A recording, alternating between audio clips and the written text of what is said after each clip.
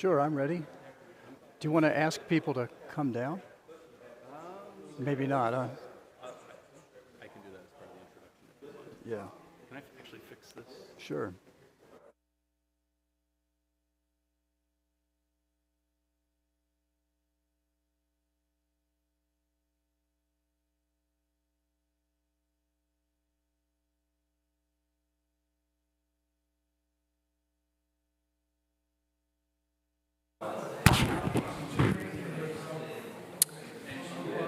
Good evening, everyone.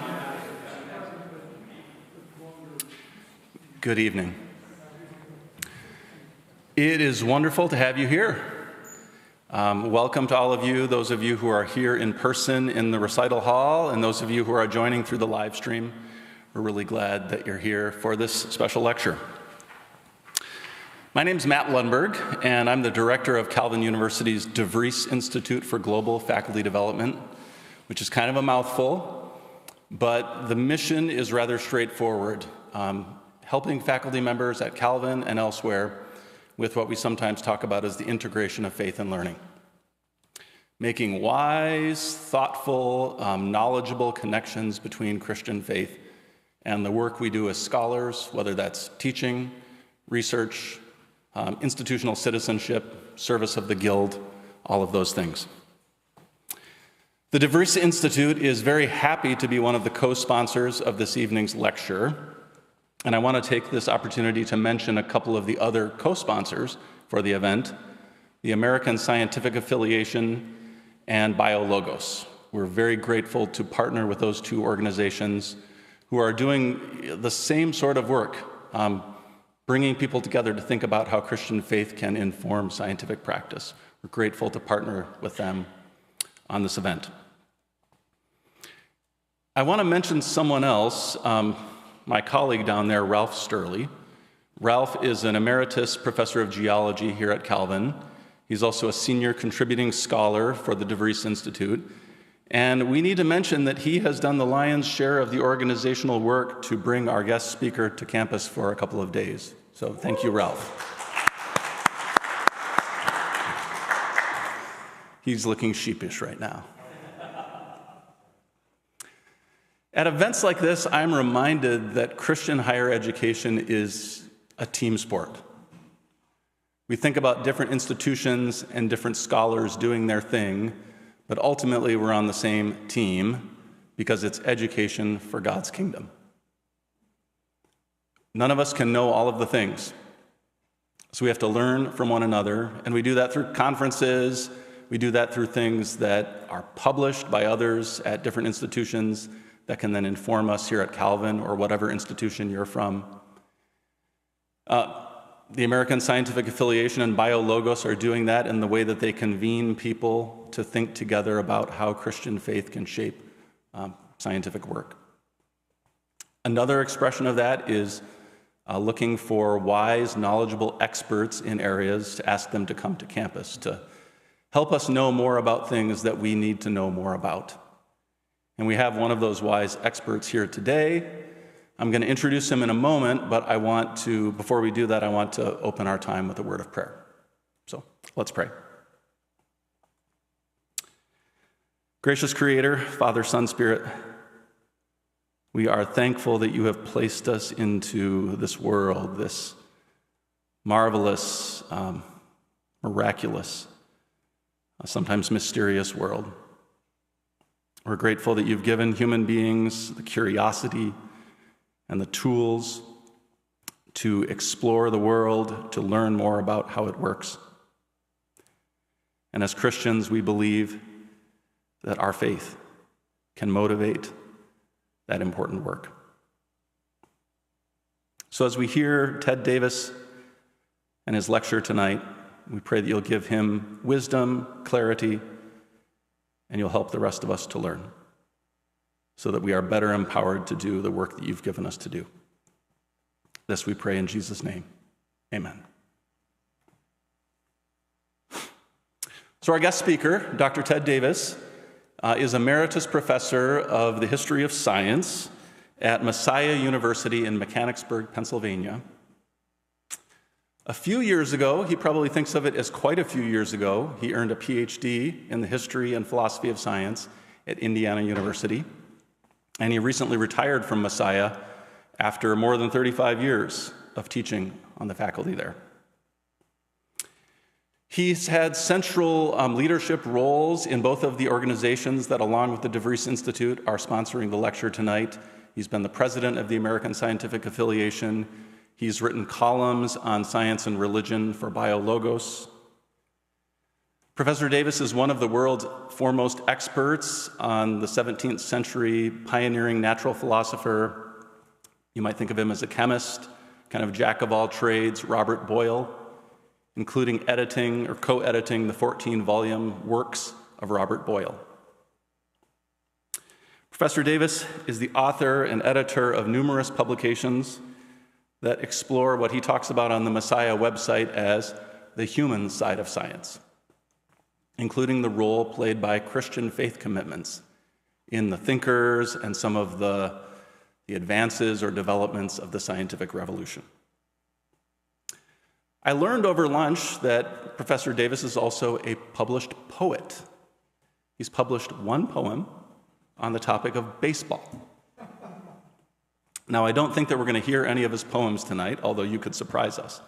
But we are grateful to hear him talk about why Christianity is good for science. So let's welcome him.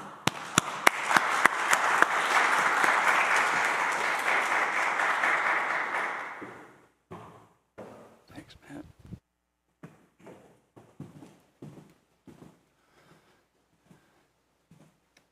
I'm very grateful to the DeVries Institute and to BioLogos and to the American Scientific Affiliation for sponsoring this meeting of the minds, if you want to call it that, with people online as well as people present here in the building.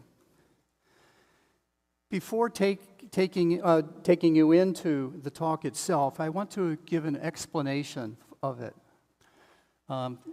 I originally wrote this talk in a slightly different form for a debate that took place at an organization called the Socratic Club at Oregon State University.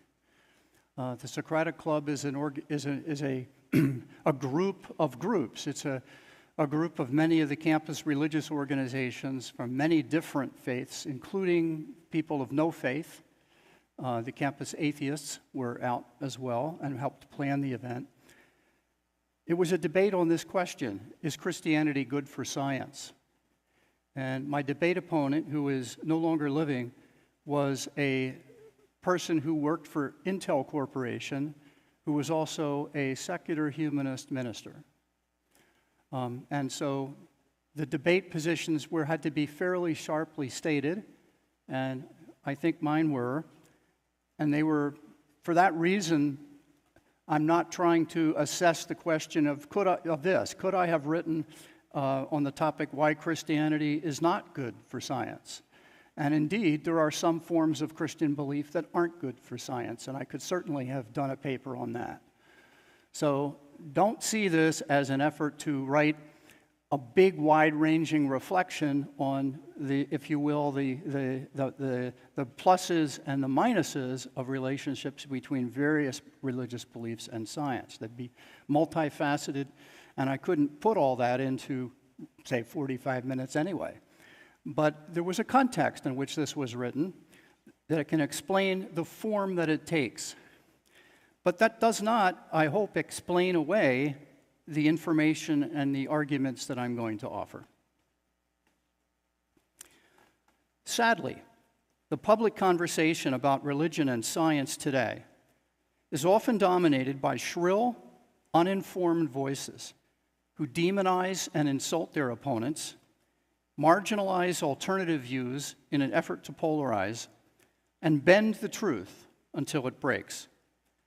We can do a lot better.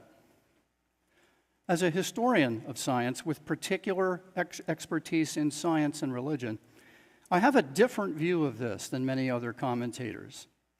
Although the historical landscape is not entirely absent of conflicts involving religion and science, the general picture is substantially unlike the popular conception of ongoing, inevitable conflict that is promoted by certain preachers of atheism. Quite the opposite. I will argue that Christian faith often complements the picture of the world coming from the sciences, helping us to achieve a deeper understanding of both the way the world is and how we should go about understanding it, while providing a powerful motive for investigating nature. The Christian doctrine of creation helps us to understand more of reality than science alone can study, including the very possibility of science itself as a form of knowledge about nature. The tone of my position is no less important than the content. I'm not trying to show that every open-minded, well-informed, rational person must draw the same conclusions. There are no slam-dunk answers to jump-shot questions, and questions about the existence of God, the intelligibility of nature, or the meaning of life are of just that sort.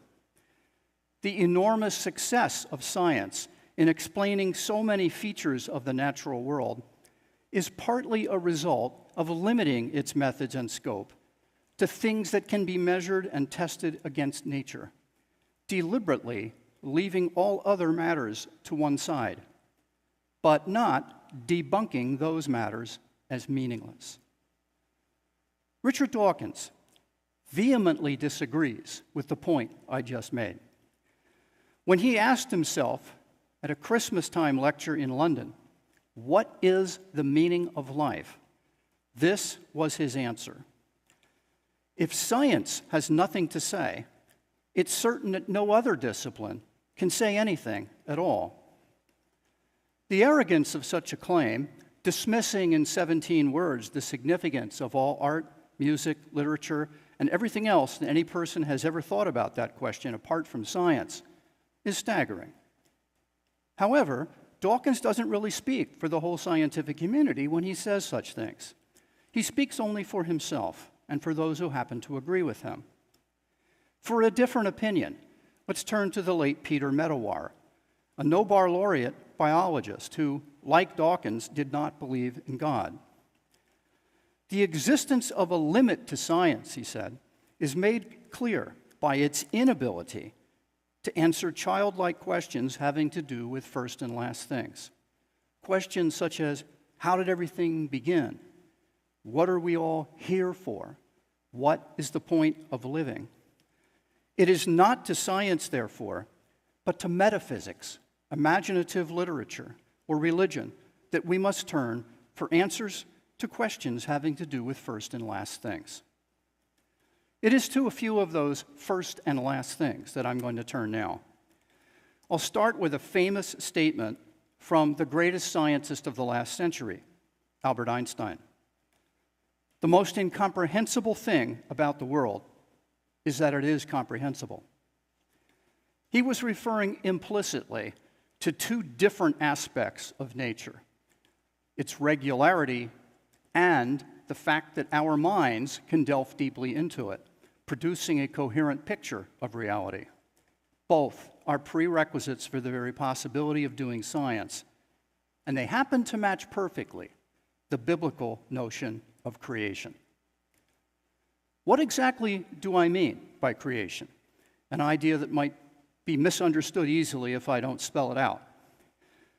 Christopher Kaiser, an astrophysicist and theologian, puts it like this: the basic idea of creation in Scripture is that the entire universe is subject to a code of law which was established at the beginning of time.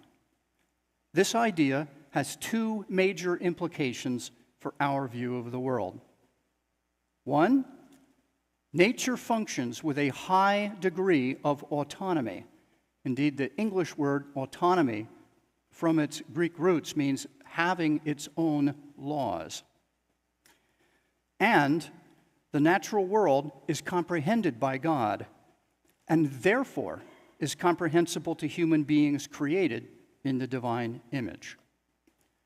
I lack time to expand on Kaiser's claim with specific passages from the Bible and great theologians. Suffice it to say that the Latin term lex naturae, which we translate as law of nature, appears very early in Christian thought, no later than the 4th century, when Ambrose used it in his Latin paraphrase of Basil of Caesarea's treatise on the days of creation.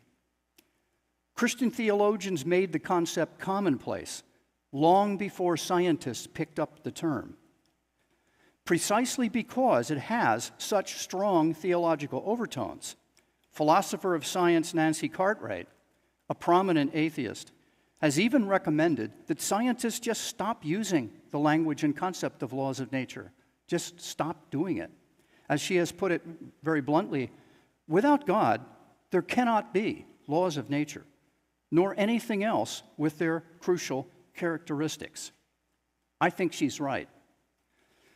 Now, Cartwright's conclusion flatly contradicts a widely publicized claim by astrophysicist Lawrence Krauss, a self-described anti-theist. That's the term he uses. According to Krauss, advances in cosmology and particle physics have made it clear that there's a plausible case for understanding precisely how a universe full of stuff, like the universe we live in, could result literally from nothing by natural processes, and therefore we don't need a creator. Frankly, this is all bluster.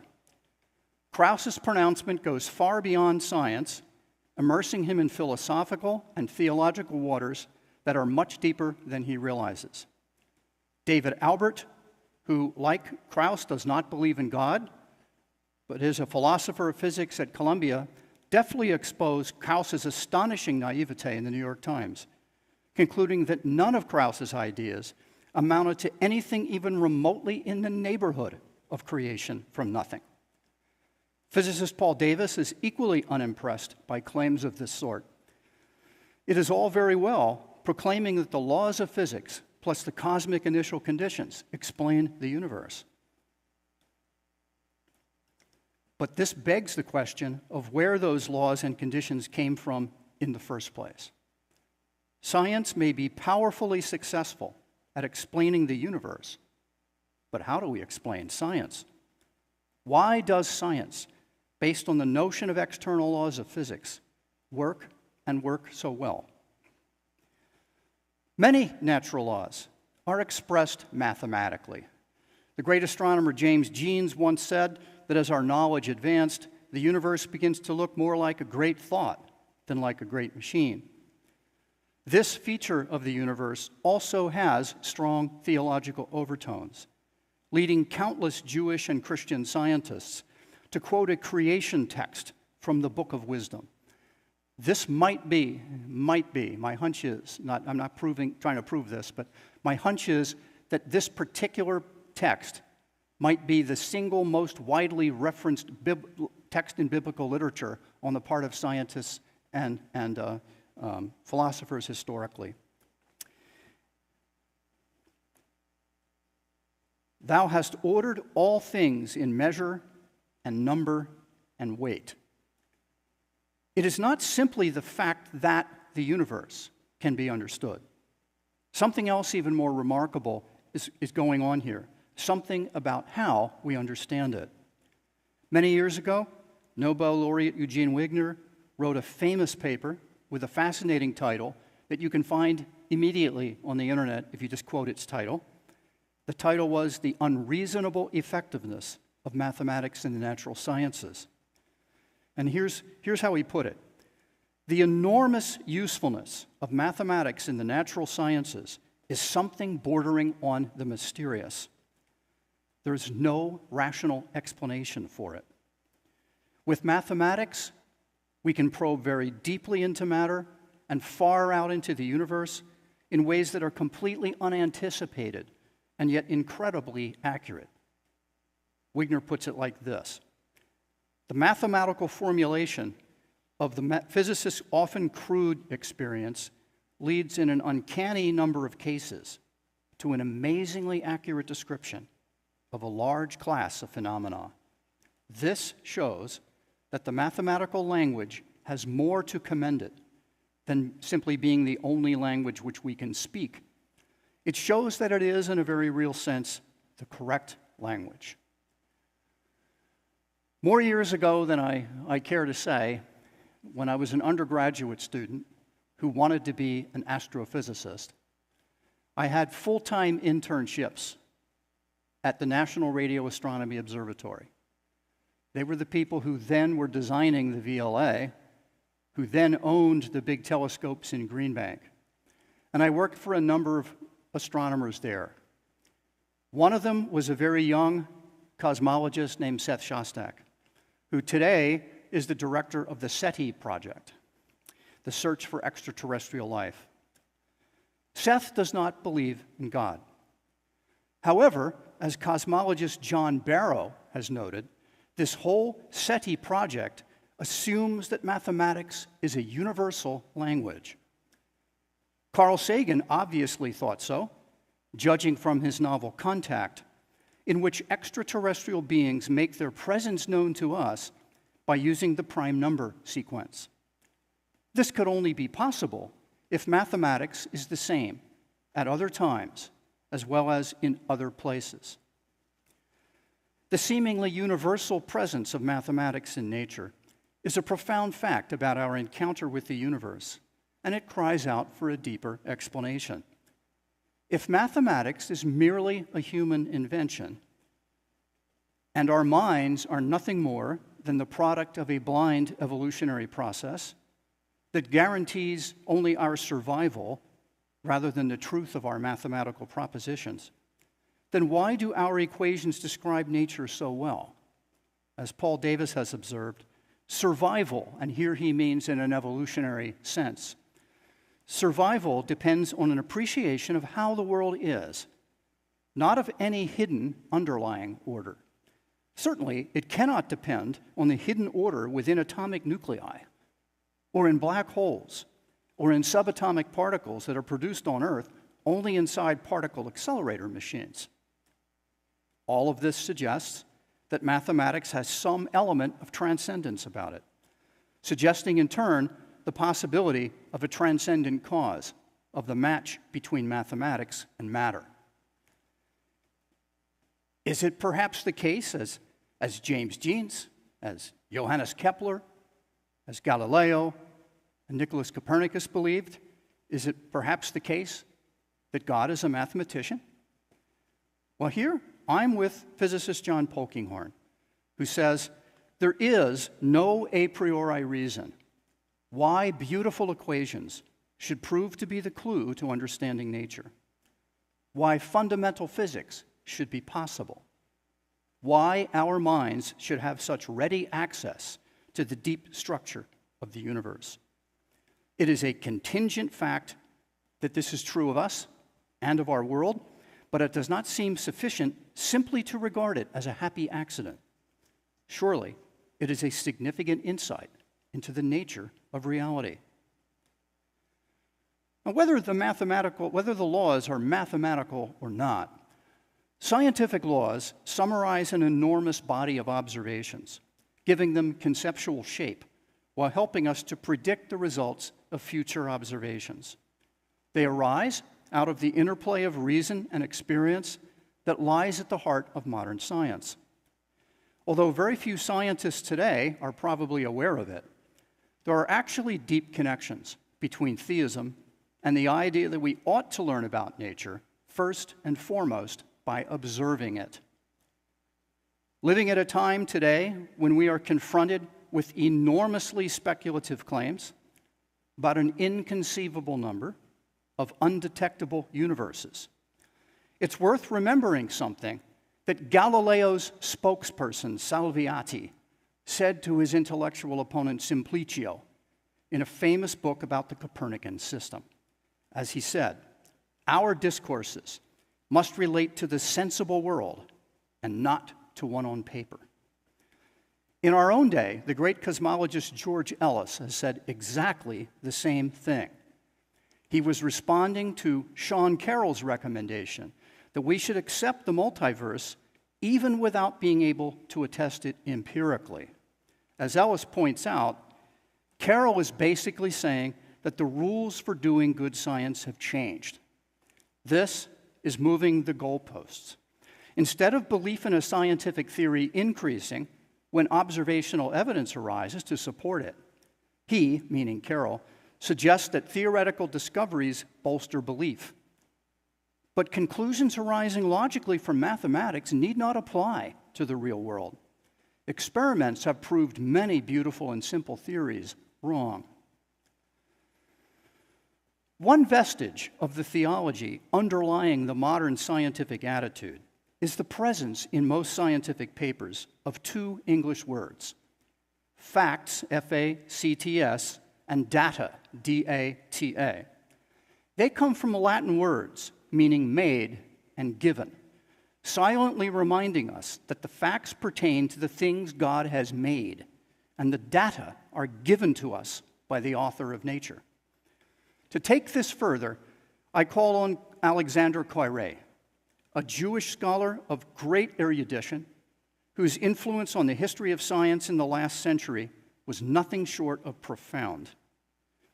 Reflecting insightfully on the foundational concepts underlying Newton's science, he said, "As we see, empiricism and metaphysics, and even a very definite kind of metaphysic, the creationist, are closely linked together. What other means indeed but observation and experience can we possibly use for the study of a world freely created by an infinite God?"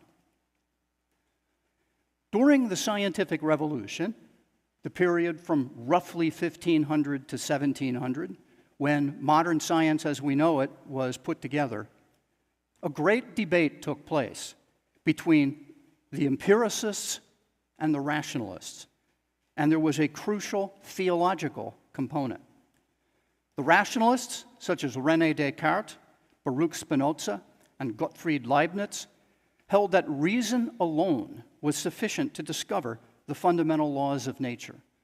Indeed, I would remind you that even in the 18th century, Immanuel Kant believed that Newton's laws of physics were a priori truths, not collected from the facts of nature. The empiricists, including Francis Bacon, Robert Boyle, and Isaac Newton, held that science could not be done in an armchair. Observation and experiment were essential components. This irreducible difference of opinion shines through something that Leibniz wrote to Christian Huygens. He said, "Mr. Boyle spends too much time to be truthful, drawing from an infinity of splendid experiments, no other conclusions than those which he could have taken for principles of nature, which one can certify to be true from reason alone, whereas experiments, no matter how numerous, cannot prove them." Now, what did Christian theology have to do with this debate about how science ought to be done? Well, consider what the ancient physician Galen had written. Galen was the personal physician at one point to Marcus Aurelius, the Roman emperor. He was a Roman army surgeon, present in battlefields, often got to see inside of human bodies for that reason, at a time when dissection was not practiced. Galen was comparing the Greek notion of God, i.e., his notion of God and creation, to that of the Hebrews. And here's what he said: "Our own opinion and that of Plato and the other Greeks who follow the right method differs from the position taken by Moses. For Moses, it seems enough to say that God simply willed the arrangement of matter, and it was presently arranged in due order. For he believes everything to be possible with God. We Greeks, however, do not hold this. We say that certain things are impossible by nature, and that God does not even attempt such things at all, but that he only chooses the best out of the possibilities of becoming." In other words, Moses' God is free to do things outside of the box in which Galen and the Greeks put their gods. In exactly the same way, the rationalists of Boyle's day felt that the author of nature would never write surprise endings. Listen to these words from the preface to Isaac Newton's great book, The Mathematical Principles of Natural Philosophy. the business of true philosophy is to derive the natures of things from causes truly existent, and to inquire after those laws on which the great Creator actually chose to found this most beautiful frame of the world, not those by which he might have done the same had he so pleased. Anyone presumptuous enough to think that he can learn the laws of nature from pure reason must either suppose that the world exists by necessity, and by the same necessity follows the laws proposed, or, if the order of nature was established by the will of God, that himself, a miserable reptile, can tell what was fittest to be done. I'm reminded of the Bohr-Einstein debate when Bohr tells Einstein, stop telling God what to do. Robert Boyle helped create the modern laboratory and its methods, and the modern scientific paper, for that matter, and he said exactly the same thing. For if we believe God to be the author of things, it is rational to conceive that he may have made them commensurate rather to his own designs in them than to the notions we men may best be able to frame of them. The author of nature consulted not in the production of things with human capacities, but first made things in such manner as he was pleased to think fit, and afterwards left human understandings to speculate as well as they could. Another example comes from Michael Faraday, one of the most important scientists who has ever lived, and one of the most intensely religious. The late Cornell University historian L. Pierce Williams wrote the standard biography of Faraday. I knew Pierce. Among other things, he was a black belt karate master, but he was also an unapologetic atheist of a Jewish background. But nevertheless, he noted with admiration how Faraday drew more than strength from his religion. It gave him both a sense of the necessary unity of the universe, derived from the unity and benevolence of its creator, and a profound sense of the fallibility of man. Both are worth stressing. As he went on to say, the origins of field theory are to be found in Faraday's detailed experimental researches on electricity. But the speculations and imaginings which led him to publish physical heresies owe something to his unquestioning belief in the unity and interconnections of all phenomena. This belief, in turn, derived from his faith in God as both creator and sustainer of the universe. As with each of these examples, for centuries, Christian theology has been closely linked with a humble attitude toward human knowledge and a genuine openness to finding wholly anticipated, even seemingly irrational things in nature. And this is surely conducive to doing good science. Indeed, we have an identical opinion from none other than Thomas Henry Huxley, famously known as Darwin's bulldog for his eagerness to defend Darwin's theory of evolution when it was still a brand new idea in the mid-19th century. Huxley was certainly no Christian. He is indeed the person who coined the word agnostic to describe his own position of doubt. But he understood that science and Christianity have at least this in common. Science seems to me to teach in the highest and strongest manner the great truth which is embodied in the Christian conception of entire surrender to the will of God. Sit down before fact as a little child. Be prepared to give up every preconceived notion. Follow humbly wherever and to whatever abysses nature leads, or you shall learn nothing. The relevance of the Christian understanding of creation for doing science should now be evident, but I will conclude with a complementary observation. Doing science actually enhances the Christian life, making one a better disciple of Jesus Christ.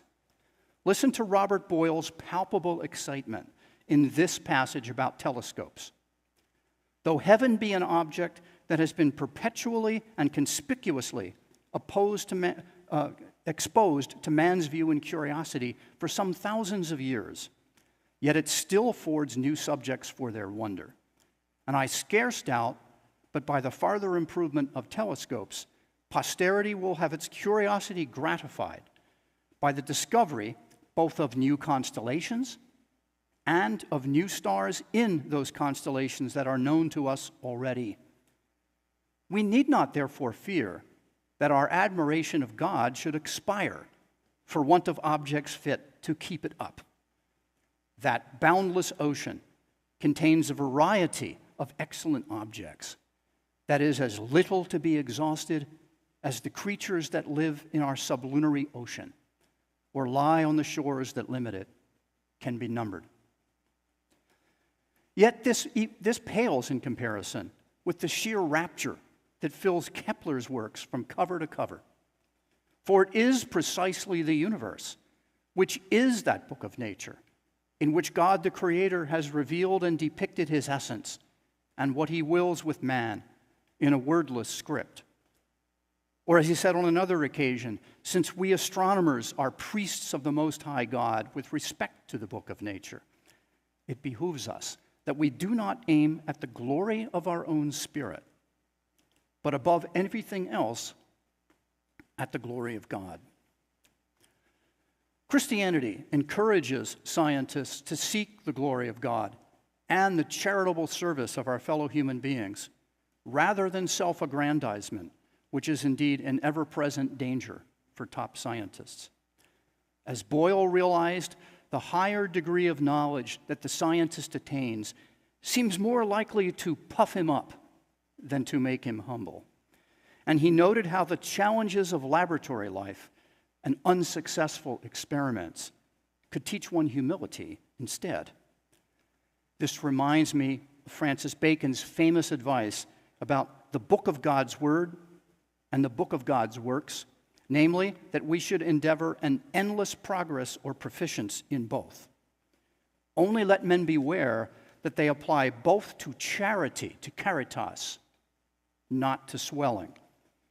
Sometimes it's said that Bacon was all about power. I think that misreads him. I think he was all about charity. To use and not to ostentation. And again, that they do not unwisely mingle or confound these learnings together.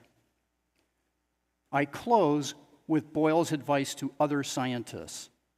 In an age when so many allow differences of opinion to degenerate into vulgar name-calling, and here I'm talking about 17th century natural philosophy, not 21st century American politics. As Boyle put it, railing at a man's person or wrangling about his words is a quarrelsome and injurious way of writing that does very much misbecome both a philosopher and a Christian. Thank you for your kindness in listening to those remarks.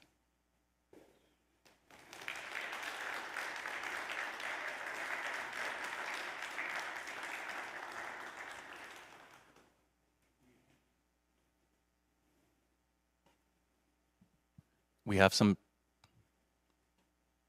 time for questions. If this is working. I want to wait a second because we want the people on the live stream to hear us as well. Although if they can't hear me, they can see me motioning. So,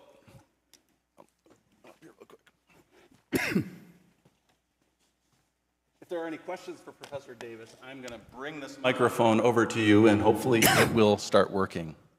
Magic. So, are there any questions? Right.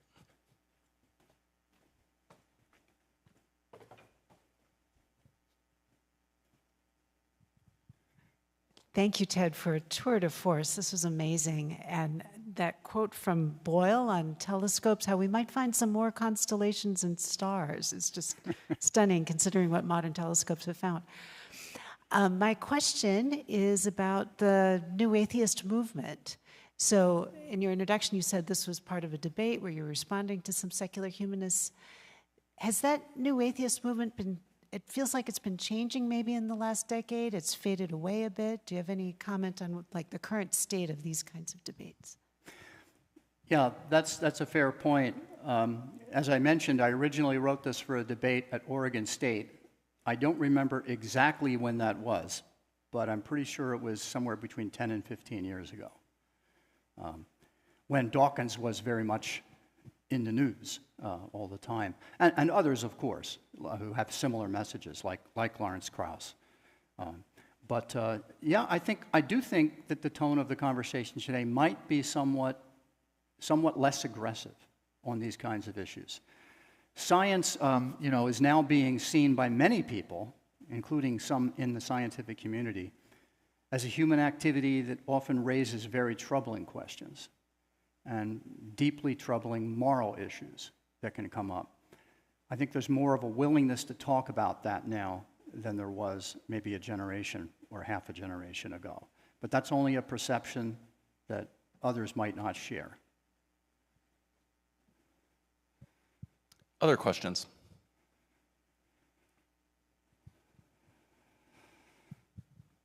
Ted, your last comment about the increase of the deeper moral issues, questions with regard to science, could you expand on that? What you mean by that? How do the moral issues become more prevalent in the science community? Well, I know almost nothing about artificial intelligence. I know that right here at Calvin there's one of the leading experts on that, who I think is actually off campus right now speaking about that appropriately. But I'll put it this way. Jerry Coyne, who's kind of a Dawkins type voice in America, has described us as meat computers. That's who you and I are as human beings. We're meat computers. And there's really nothing more here than the electrochemical interactions in our brains that are like the electrochemical interactions inside of a machine, of a human-created machine. Okay, so suppose that's true. Let's suppose it's true that I am nothing more than, how much would it be today? $20 worth of chemicals? When I was a student, they used to say $1.98.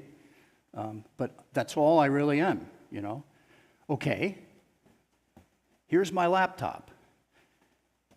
If I walk over to an open second-story window and drop it and shatter my laptop, that might be a foolish thing to do, even if it has recently given me a lot of trouble.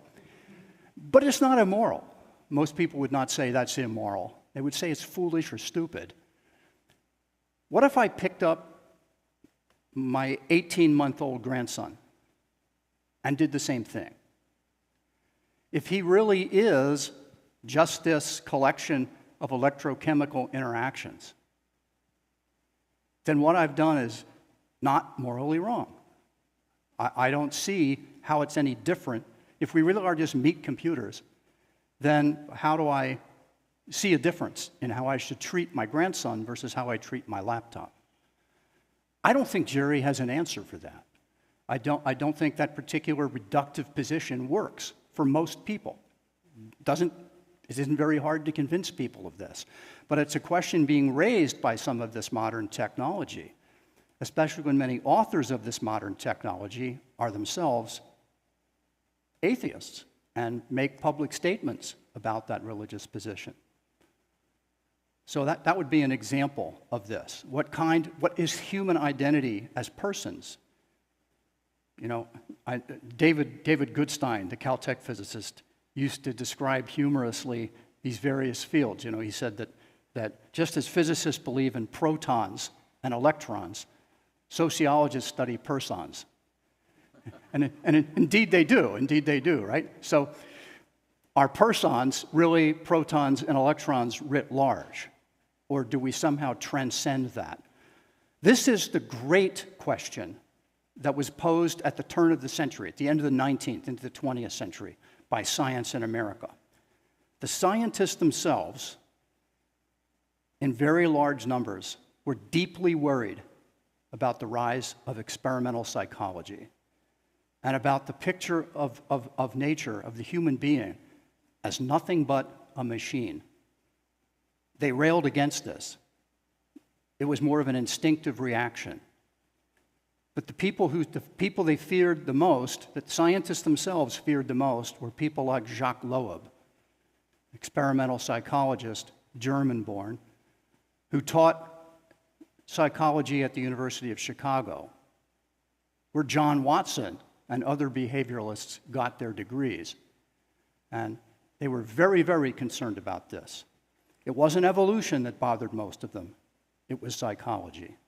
And so this type of thing, I would say, it has not gone away. And it's only going to be increased, I think, by greatly enhanced technology in artificial intelligence. So we're going to have to wait and see what happens with that, won't we? Others?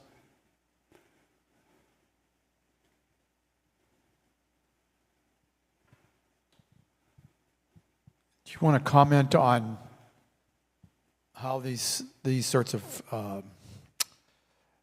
views are now playing out in this sort of broader science skepticism world that we seem to be living in, where people deny that such things as climate change occurs, or vaccines have any effectiveness? That seems to be this notion that science and Christianity are opposed to one another, playing out in the sort of popular worldview. Yeah. Is Jonathan Hill still a faculty member here? Psychology? Right.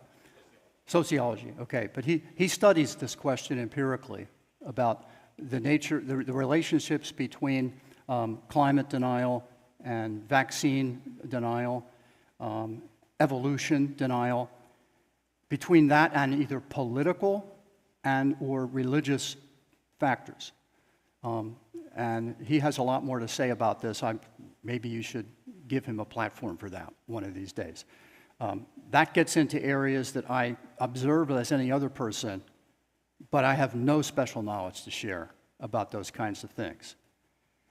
You're agnostic on that? Well, the closest I would come to that is the leading journal, American Journal in History of Science, is called ISIS, an unfortunate name these days, but it's been called that for more than 100 years. And it has an article in either the latest issue or the one right before that, dealing with the way in which knowledge about the COVID virus and vaccines were being marketed around the world, especially here in the United States. Specific persons are brought into this in the discussion. But the person who wrote it concluded that the science was being presented to people, or at least came off to people, as absolute knowledge, much more confidence in what was being said than the scientists themselves actually believed. And that can contribute, perhaps, to some of these things, too. But a different phenomenon entirely. For the better part of a century, there has been in America a growing gap, ever larger, between views, understandings of science among the public, among the lay public, versus understandings of science among the professional scientific community. And that not science as the information, but science as a way of thinking. How do you actually construct your picture of reality in science? Where are the uncertainties? What is the role of the human investigator? This type of thing. And that gap has been growing a long time, and I don't think that's turning around, especially as science is ever increasingly specialist in its knowledge, so that as a geologist, you probably can't walk into the classroom of a microbiologist at the 300 level and right away pick up everything that's being said. The students literally know more than you do, probably. I don't want to be a microbiologist. Yeah. So there we are. I mean, you know, a person with scientific training, real serious, high-level scientific training, like many in the room here. We live in such specialized worlds that even within our larger fields, like physics or chemistry or biology, a person cannot walk into a session at a scientific meeting where a different subspecialty is being discussed and come away with much. What do you think the average person gets?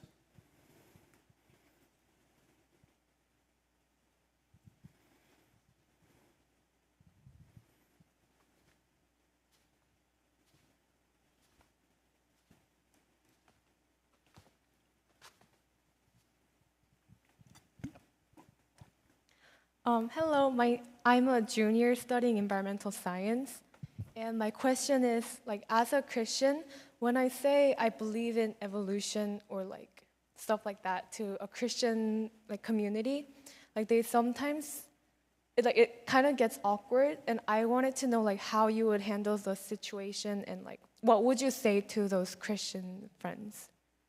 Okay, the essence of it being, what would I say to Christians who don't believe evolution? Is that right? Yeah, like how you would handle the situation. Well, do you know who Ken Ham is? No. Okay, he is the founding person of the group Answers in Genesis. Do you know who they are? No. Okay, they're one of the leading creationist organizations in the United States. They have a very, very big public footprint and a huge website.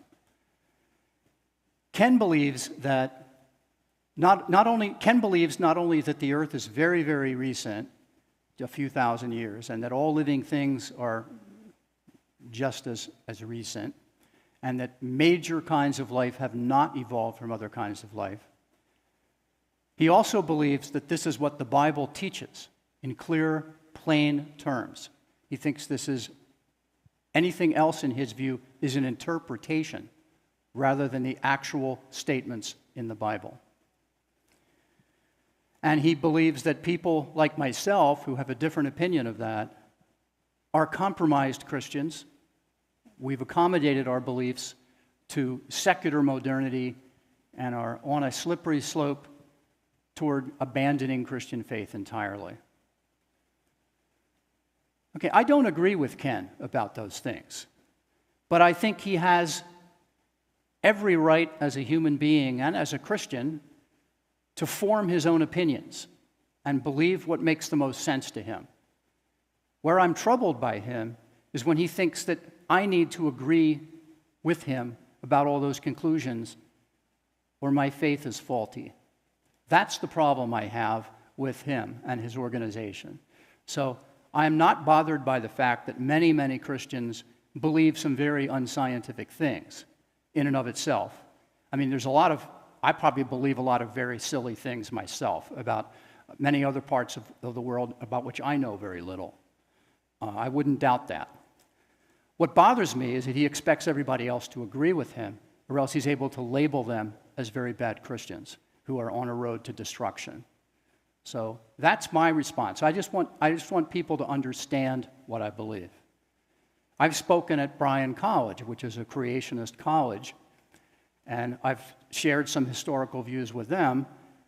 I don't know how many in the audience would have been sympathetic to the spin that I put on those ideas, but I was given a voice. I was listened to respectfully, and that's all I expect. I want to treat people that way. I want them to treat me that way and give my ideas a hearing, but I have no monopoly on truth.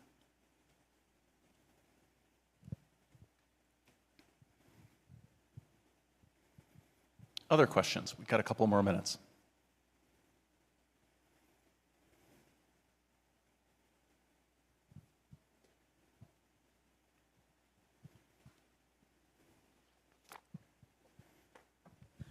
First of all, thank you for a masterful talk, and I was delighted by the way that you used atheists and agnostics to make some of the points that you wanted to make. That was very skillfully done, both in the content and in the offering respect to people that you disagreed with, both of which are admirable.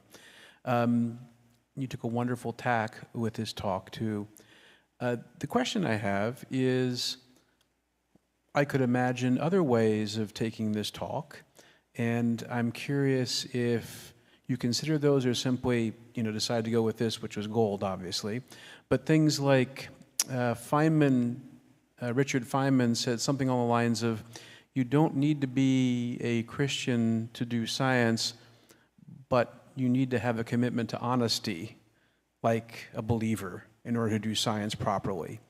And that he recognized that moral code was extremely important. And especially in today's world where falsification of data is an ever-growing problem, that reality is sort of maybe coming to the fore, that you need that. I was wondering if you considered that standpoint of that commitment to honesty, that commitment to epistemic humility. In other words, I could be wrong, and if the data shows me wrong, I'll say so. Did you have considered that direction, and would that be a second talk in the series, if you will? Well, I did go just a little bit in that direction. Yeah. Not very much. There's a major study of this many years ago done by a Jewish sociologist of science, very prominent. I don't think he's religious. I don't think he's an observant Jew, but I'm not sure. He recently retired from Harvard. His name is Stephen Shapin, one of the great experts on early modern science. Many years ago, he wrote a book called The Social History of Truth. And it gets at this whole question of the trustworthiness of a group of people and who is actually trustworthy for giving data and who is not, the social relations of all that. Now, that doesn't really answer your question, but I'm saying I want to point you to the fact that there is a literature, you know, not just his book. There's a literature on this whole question of the trust in science and the kinds of of conversation that takes place among people, groups of people who do not share the same ultimate religious convictions. Now, in early modern England, when Boyle was there, and the Social History of Truth is a good part about Boyle, that, you know, many of those people were more than nominal Christians. There were very, very few real religious skeptics then. But they still differed a lot on issues involving politics and the details of religion. But they tended to trust one another and what they were saying. And one of the things the early Royal Society tried to establish was the trustworthiness of reports of spectacular things happening in the countryside. Unicorns or two-headed calves, or rocks falling from the sky, this type of thing. You know, could you really believe these reports? Or should you be just skeptical of them? And who were the sources of those information? Boyle networked himself with a large number of merchant sea captains who traveled the world. And he wanted to get information from them about conditions in other parts of the world and even social customs in other parts. For example, people in the Hudson's Bay Company who went to Hudson's Bay in the winter. And how cold was it? Well, he wanted to know whether the beer froze, and whether the wine froze, and whether the sack froze. He just wanted to know, you know, how cold was it? So you can see what he was getting at. There had to be some way of quantifying that degree of cold, and he was very curious about that. He never went to the Americas himself, but he spoke to people who did, and he considered these sea captains to be reliable witnesses of what had happened there. He might not consider an ordinary sailor to be as equally reliable. So these kinds of questions do come up often. Now, faith, of course, can easily connect with that, can it? Easily.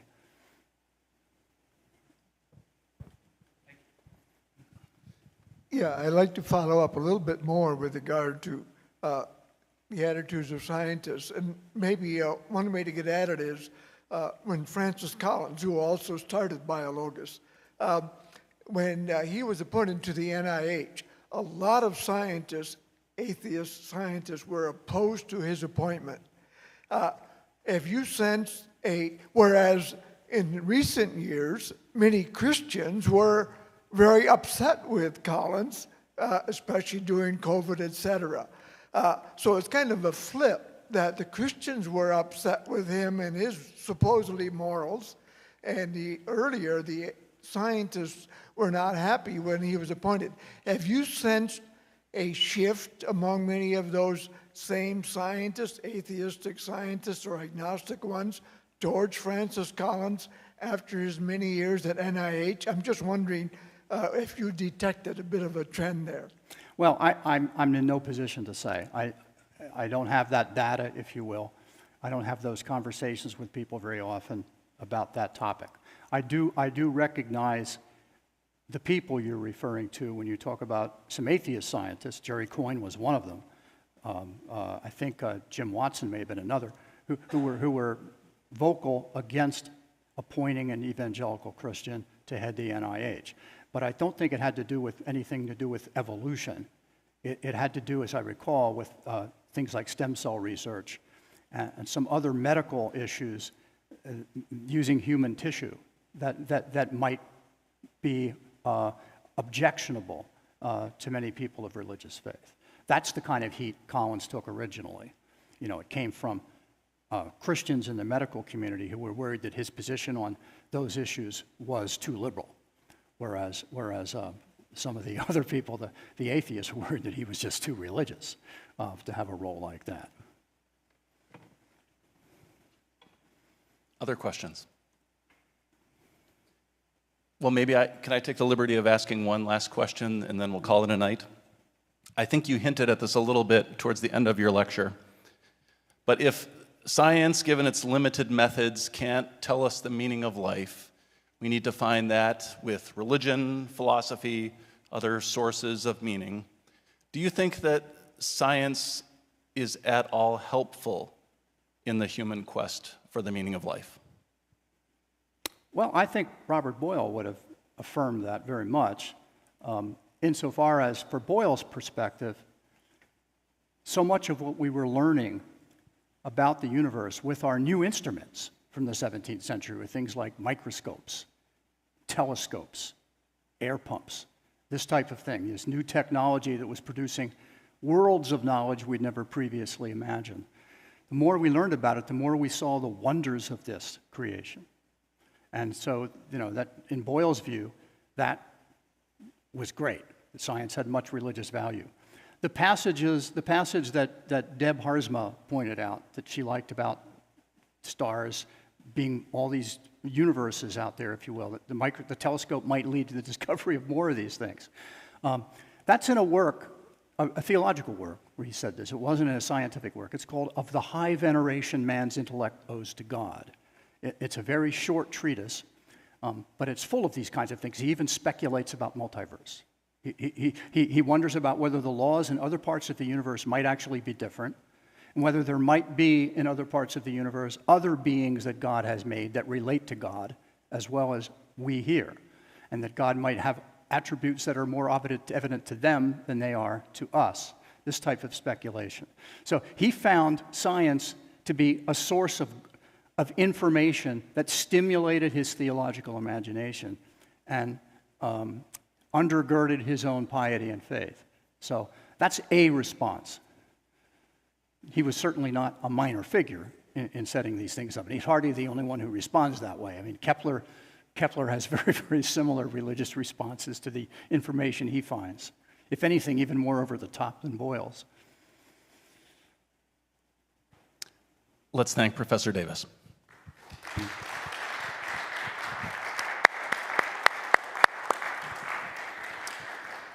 One last word. Professor Davis has one more talk here at Calvin tomorrow afternoon at 4:00 p.m. in North Hall 078, and the topic is Boyle. Right? No, I'm getting this wrong. No. Oh, that's right, the Scopes trial. I'm getting your areas of expertise mixed up. So you're all welcome to that. Sorry, that one won't be live streamed, but if you're here, you are most welcome. So thank you for coming.